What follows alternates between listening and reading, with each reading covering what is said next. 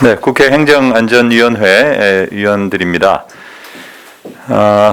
녹취록에서 나온 대장동의 그분의 실체가 드러났습니다. 그럼에도 불구하고 윤석열 후보와 국민의힘은 물타기에 급급하고 있고, 특히 윤석열 후보의 페이스북에는 아직도 대장동의 그분을 이재명 후보라고 버젓이 게재하고 있는 상황입니다. 그동안 국민의힘과 윤석열 후보는 공직선거법을 명백히 위반했습니다. 이와 관련해서 오늘 더불어민주당 행정안전위원회 위원님들이 기자회견을 갖기 위해서 이 자리에 나오셨습니다. 소개를 해드리겠습니다. 왼쪽에 우리 백혜련 의원님 나오셨습니다. 김민철 의원님 나오셨습니다. 네.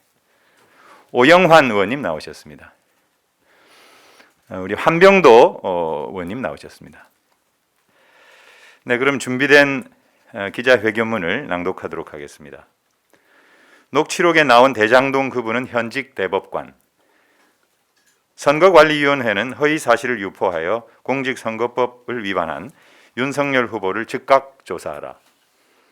대장동 녹취록에 그분의 실체가 드러났습니다. 한 언론이 작년 2월 4일 김만배와 정영학 간의 녹취록을 입수하여 분석한 결과 베일에 쌓여있던 대장동 개발의 핵심인 그분은 현직 대법관인 것으로 밝혀졌습니다. 두 사람의 대화 녹취록에는 그분이 다 해서 50억을 만들어 빌라를 사드리겠다는 내용과 그분의 자녀가 김만배의 도움을 받아 특정 주거지에 거주하는 것으로 유추할 수 있는 발언도 있었습니다. 진실은 언젠가 밝혀지기 마련입니다. 대장동 개발 사업으로 그간 실제 이익을 본 사람은 국민의힘 또는 윤석열 검찰의 관계자들입니다. 박영수 특검은 딸이, 곽상도 전 의원은 아들이 엄청난 돈을 받았고 김만배 누나가 윤석열 후보 아버지의 집을 사주었습니다. 50억 클럽의 멤버들은 구속된 곽상도를 비롯해 최재경, 김수남 등 하나같이 윤석열 후보와 한솥밥을 먹었던 검찰 사람들이었습니다.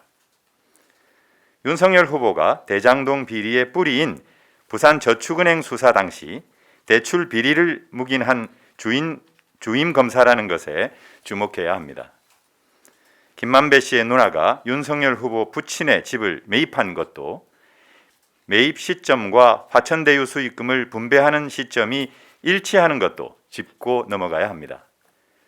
김만배는 정영학을 향해 윤석열은 형이 갖고 있는 카드면 죽는다고 한 바 있습니다. 남욱은 12년 동안 이재명은 씨알도 안 먹힌다고 했습니다. 정영학도 이재명은 그분이 아니다. 유동규와 뇌물 거래는 죽을 때까지 이재명의 비밀로 하자고 했습니다. 대장동 비리 의혹은 하나부터 10까지 국민의힘 게이트이며 윤석열 후보와 연결되어 있습니다.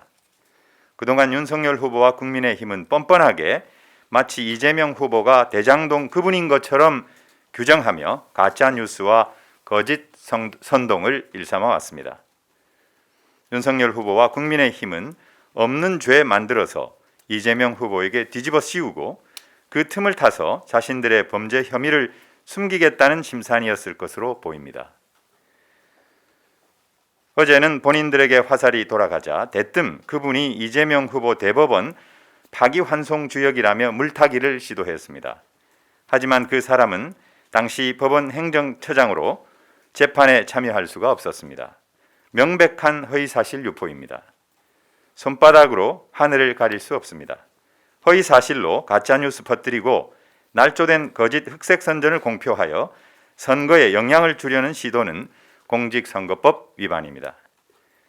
선거관리위원회는 엄중하게 책임을 물어야 합니다. 윤석열 후보의 허위사실 유포에 대해 철저히 조사하고 검찰에 고발 조치해야 합니다.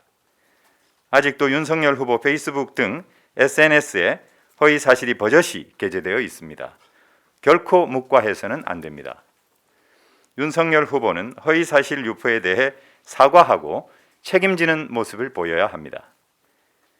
당황한 원희룡 윤석열 선대위 정책본부장이 고의적으로 물타기를 하며 허위 사실을 페이스북 등 SNS에 게시한 것에 대해서도 선거관리위원회는 즉각적인 조사를 할 것을 촉구합니다. 2022년 2월 20일 더불어민주당 행정안전위원회 위원 일동